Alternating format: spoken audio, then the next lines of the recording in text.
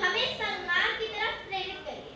लेकिन लोग अपने स्वार्थ की वजह से, अपनी संकीर्णता की वजह से ये नहीं कर पा रहे हैं। मैं आपको एक बात बताती हूँ कि गायत्री मंत्र के ऋषि कौन थे? ऋषि विश्वामित्र। तो उन्होंने अपना नाम विश्वामित्र क्यों रखा? उनका असली नाम तो राजा विश्वरथ था। इसलिए रखा क्योंकि गायत्री मंत्र की साधना करने वाला, गायत्री मंत्र की उपासना करने वाला व्यक्ति पूरे विश्व का मित्र हो जाता है। मैत्री की राह बताने को, सबको सुमार्ग पर लाने को, दुर्योधन को समझाने को, भीषण विध्वंस बचाने। भगवान तो हमेशा समझाते हैं कि हमें अच्छा कार्य करना चाहिए, लेकिन लोग नहीं मानते।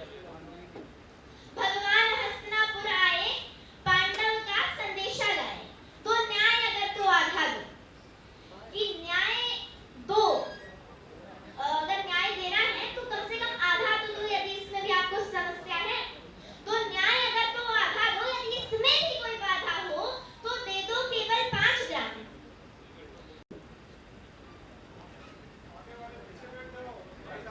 दीनदयाल उपाध्याय सेवा समाज ट्रस्ट फाउंडेशन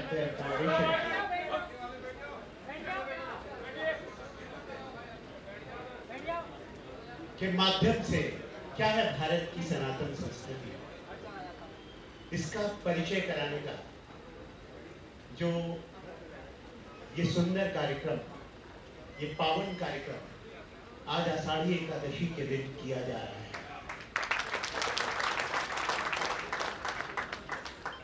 आषाढ़ी एकादशी देवशयानी एकादशी भी है, जहां हम अपने आत्म संयम को उपवास के माध्यम से, दान धर्म के माध्यम से स्थापित करते हैं। जहां अन्य संस्कृतियों में उपवास के लिए एक निश्चित समय मात्र है, भारतीय सनातन संस्कृति में उपवास, दान धर्म के लिए केवल ये चातुर्मास ही नहीं है। ये चातुर्मास तो अभी है, जब देवशयानी आषाढ़ी एकादशी के बाद का अपने शुद्धिकरण का ये मार्ग तो है हमारे पास, लेकिन हमारी सनातन संस्कृति जो है वो अनादिकाल से अनंत काल तक चलने वाली वो संस्कृति जो विश्व को सन्मार्ग सिखाती है। हमारी संस्कृति विश्व को सन्मार्ग कैसे दिखाती है, ये समझने वाली बात है।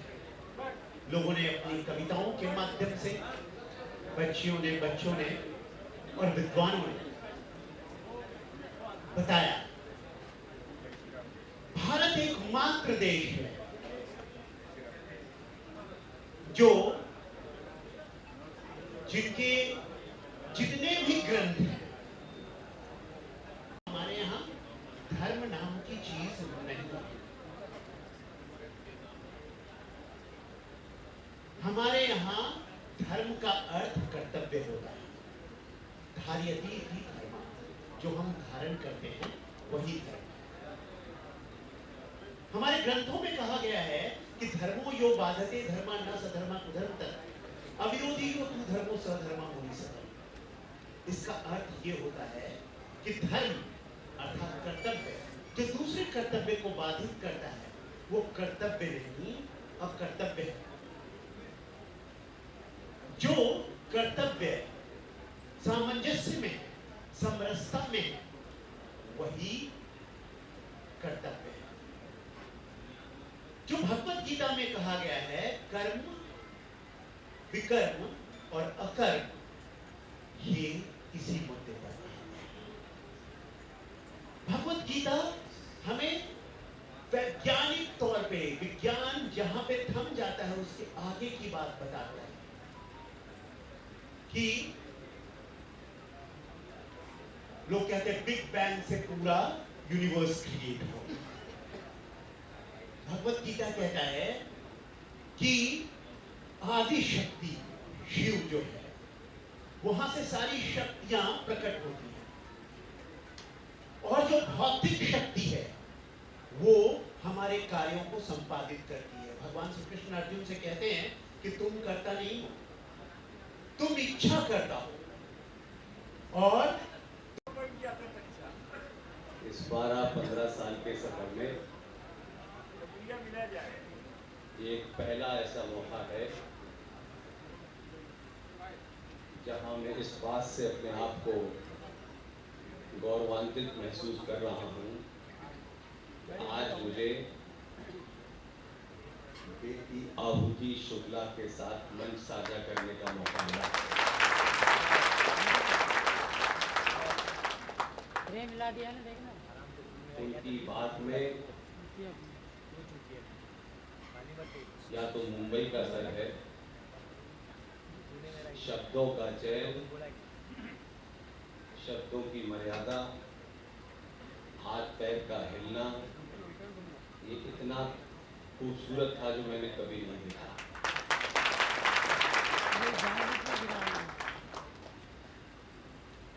आहुति हर घर में पैदा हो ऐसा मैं चाहता हूँ।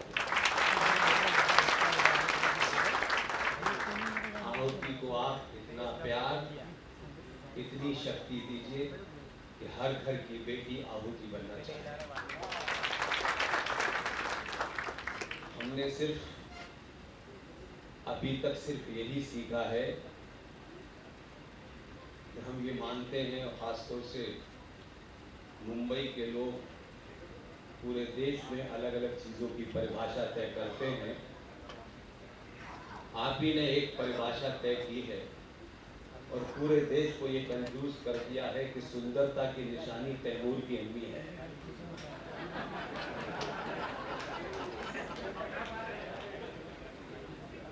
छत्रपति शिवाजी महाराज की धरती पे, और अभी आसाम से मैं लौटा हूँ। मैं आज ऐसा नहीं है कि महाराष्ट्र में आया हूँ और आपके सामने कह रहा हूँ, मैं हर अपने उद्बोधन में कहता हूँ कि अगर दुनिया में सुंदरता की कोई निशानी है तो छत्रपति शिवाजी महाराज की माँ जीजाबाई है। इसलिए दीनदयाल उपाध्याय सेवा समाज और शौर वेलफेयर फाउंडेशन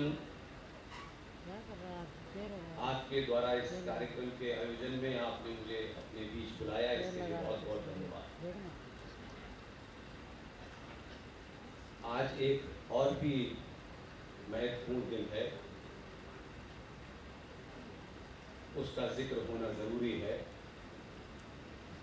क्योंकि कुछ लोग कुछ पार्टियों तक सीमित हो गए हैं या पार्टियों ने उन पे कब्जा कर लिया है। इसलिए कोई एक पार्टी किसी महान आदमी का काम करेगी, उनको याद करेगी, तो दूसरी नहीं करेगी क्योंकि उस पे किसी और का कब्जा है। लेकिन कुछ लोग ऐसे हैं जिन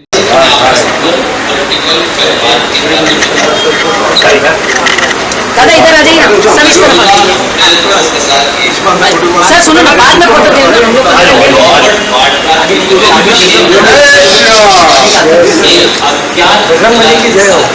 जय श्री राम। थैंक यू भाई। सारे, लेकिन जब एक है तो फिर एक ही होना चाहिए, अनेक नहीं होना चाहिए। वही बातें करने में बहुत अच्छा है, सुन के मैं सोचता हूँ कि बिल्कुल सही बात है कि सारे जितने भी धर्म के संस्थानों में पैसे चढ़ते हैं वो सिर्फ उस धर्म की भलाई के लिए यूज होना चाहिए, न कि किसी और के लिए।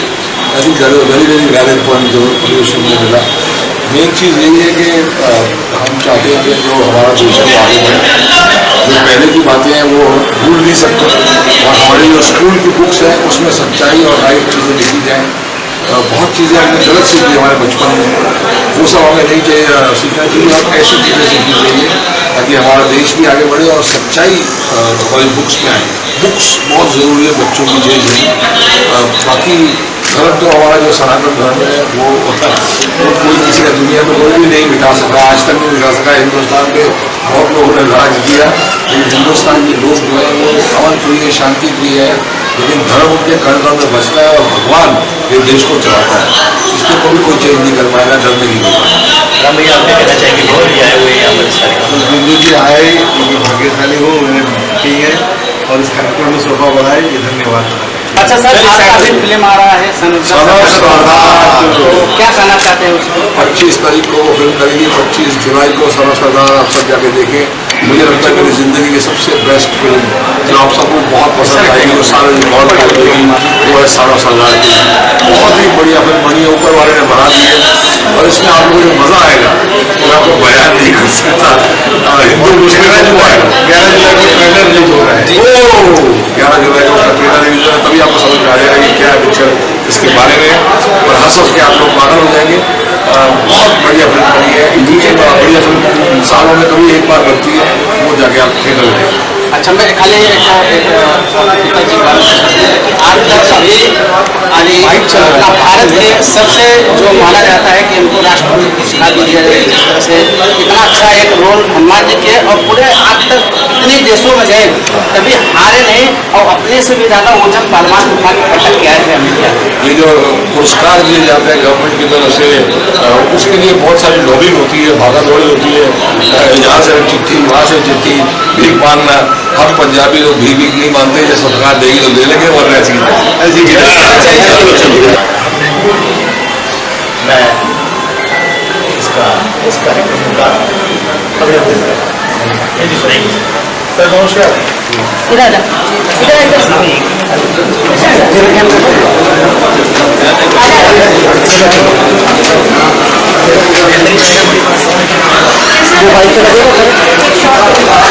एक छोटा सा भाई,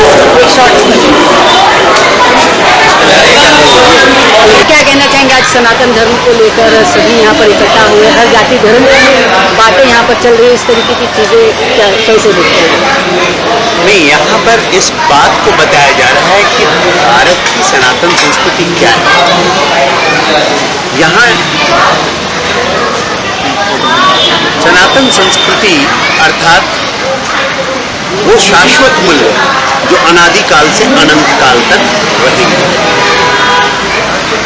और सनातन संस्कृति केवल भारत की नहीं, विश्व की भी, जो अनादिकाल से अनंत काल तक शाश्वत मूल्य है। इसकी पहचान कराने की ज़रूरत है कि हम जो झंडों और नारों के नीचे बटे हुए जंगल हैं, वो भारत की सनातन संस्कृति नहीं है। भारत की सनातन संस्कृति एकात्म में है, भारत की सनातन संस्कृति मानवता में है, प्राणी मात्र से प्रेम में है, और कायरता में नहीं बल्कि कर्म में। इसी बात को द्योतित करते हुए ये भारत की सनातन संस्कृति का परिचय कराने वाला यह कार्यक्रम। सर, इस तरीके के कार्यक्रम की कितनी ज़रूरत है आज के लोगों में, या हम कहें जो आने वाली पीढ़ियों को, जो कि आज की पाश्चात्य संस्कृति के जकड़न में जकड़ चुके हैं, उन्हें ये समझने की जरूरत है कि पाश्चात्य भी हमारी तरफ देखता है, चाहे वो आइंस्टाइन हो। भगवद गीता के उन मूल्यों को स्वीकार किया है जो उनको विषम परिस्थितियों में संघर्ष करने की, कर्तव्य करने की क्षमता है।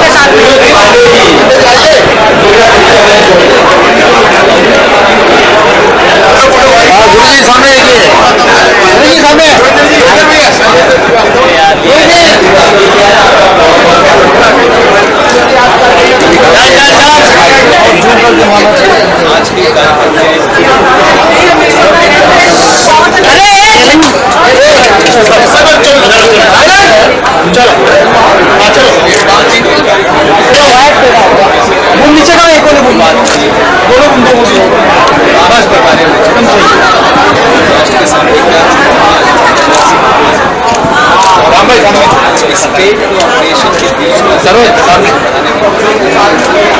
भाई की स्टेट को एक्चुअली जो सरकार चलाती है राष्ट्र सरकार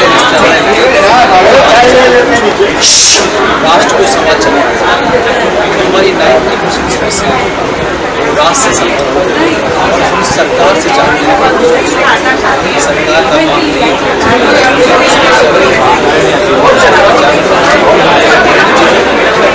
इसलिए कई ऐसी चीजें जैसे मुख्यमंत्री के बारे में भारत के संविधान में से शब्द आ गया रहने वाला हर एक बराबर है। भारत का राज्य का स्टेट और रीजन नहीं है तो फिर इस देश के अंदर माइनॉरिटी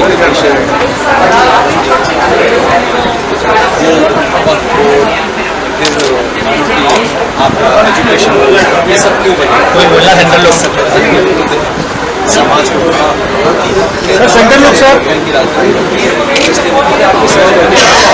सेंट्रल लोग समाज थोड़ा वो नीचे कर दो, वो नीचे से सेंट्रल लोग आंदो सर सेंट्रल लोग सर आपको कहा जो यहाँ जो लोग हैं मैंने सुना राष्ट्र आजकल सियासत और बेरोजगार होते हैं तो उनको मराठी की चिंता होती है सर और किसी मराठी को किसी हिंदी भाषी को आप गुंडागर्दी से मारपीट करके सर सेंट्रल लोग सकते हैं सर सेंट्रल लोग। लेकिन मेरा सवाल ये है कि अगर हिम्मत है तुम्हारे नहीं तो आसान हिंदी में और अरबी में देने मुझे मराठी में बोला दें पूरे देश की भाषा है हिंदी बोलने का इतनी आपको चिंता हो रही कि यहाँ लोग मराठी नहीं बोल रहे तो फिर मराठी बोले जिना रोड पर 4 हिंदुओं को जाने से जो भाषा बोल रहे हैं आप उन्हें मार के क्या नाम की दिखाना चाहते हैं बोलो ना। जब सरकार आपकी बात नहीं बनाई थी तब उसको छोड़ करके आप चले गए थे बोलो तब आप चले जाते हैं अपनी राजनीति से हिंदी के समाज के नाम आप पैदा करिए तब मैं तो उनको मार के दिखाओ ना जाकर के जिना रोड तो आपके अपने ऐसे लोगों को सबक सिखाओ ये राजनीतिक गुंडे हैं इनका कोई लेना देना नहीं है हिंदू से ये समय के हिसाब से इनका हिंदू शुरू होता है समय के हिसाब से कुछ और शुरू होता है। ये मुझे मालूम है कि जो बाल ठाकरे का नेता है ये वही है तो आसान कॉम्पिटिशन करा रहा था इस देश का तब इसको ध्यान नहीं आया अब दुकान उसकी कुछ और हो गई तो कुछ और ध्यान दे रहा है। कहना यह है कि लोगों को समझना चाहिए चुनौती है क्या चुनौती ये नहीं है कि आटा महंगा हो गया चावल महंगा हो गया ये तो जब तक जीवन है तब तक चले आपकी सिविलाइजेशन समाप्त उसको सिर्फ किसी को इस पूरे सफर का यही मतलब है।